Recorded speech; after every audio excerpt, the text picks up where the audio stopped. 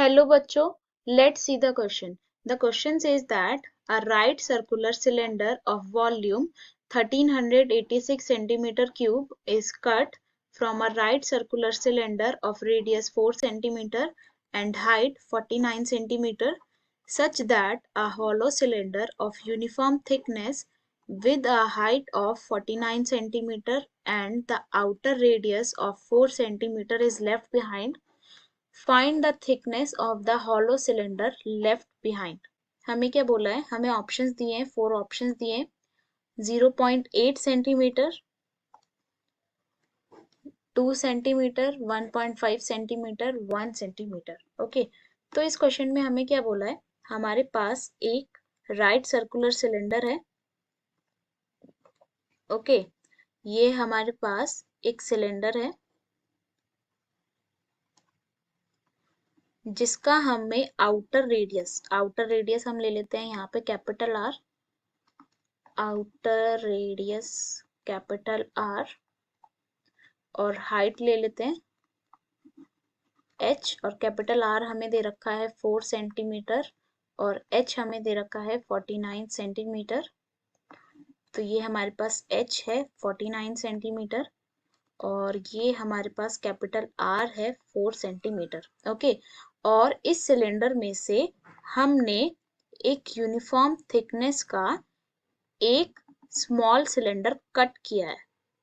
Okay, तो हमें बताना है कि इस सिलेंडर को कट करके जो हमारे पास थिकनेस होगी सिलेंडर की, जो लेफ्ट आउट सिलेंडर होगा उसकी थिकनेस कितनी होगी, और ये जो हमने सिलेंडर कट किया है इसकी वॉल्यूम हमें दे रखी है 1386। ओके, तो हम यहाँ पे लेट करते हैं, let the radius of cutted cylinder be small R. Okay, तो यहाँ पे हम की कॉन्सेप्ट यूज करेंगे। सबसे पहले वॉल्यूम ऑफ सिलेंडर का, वॉल्यूम ऑफ सिलेंडर। ओके, और वॉल्यूम ऑफ सिलेंडर हमारे पास क्या होता है, पाई आर स्क्वायर एच, जहाँ पे आर होता है हमारे पास रेडियस ऑफ सिलेंडर और एच होता है हमारे पास हाइट ऑफ सिलेंडर। ओके, और सेकंड की कॉन्सेप्ट हम यूज करेंगे कि जो हमारे पास आउटर रेडियस होता है वो क्या होता है, इनर रेडियस प्लस थिकनेस के इक्वल होता है। ओके, ये दोनों कॉन्सेप्ट यूज करके हम ये क्वेश्चन सॉल्व करेंगे। ओके, तो हमें वॉल्यूम ऑफ कटेड सिलेंडर दे रखी है, तो तो कटेड सिलेंडर को हम मान लेते हैं सी डैश। तो वॉल्यूम ऑफ सी डैश हमें दे रखी है 1386 सेंटीमीटर क्यूब। ओके, और वॉल्यूम हमारे पास क्या होता है, पाई आर स्क्वायर एच, तो यहाँ पे पाई स्मॉल आर स्क्वायर, और हाइट तो सेम ही रहेगी क्योंकि हमने सेम हाइट का कट किया है, यहाँ पे 49 हाइट का कट किया है। तो pi r square h is equal to 1386। यहाँ पे हम पाई की वैल्यू रखेंगे और एच की वैल्यू रखेंगे और स्मॉल आर की वैल्यू निकालेंगे। तो पाई की वैल्यू रखते हैं 22/7 into R square into H की वैल्यू 49, और ये किसके इक्वल होगा 1386।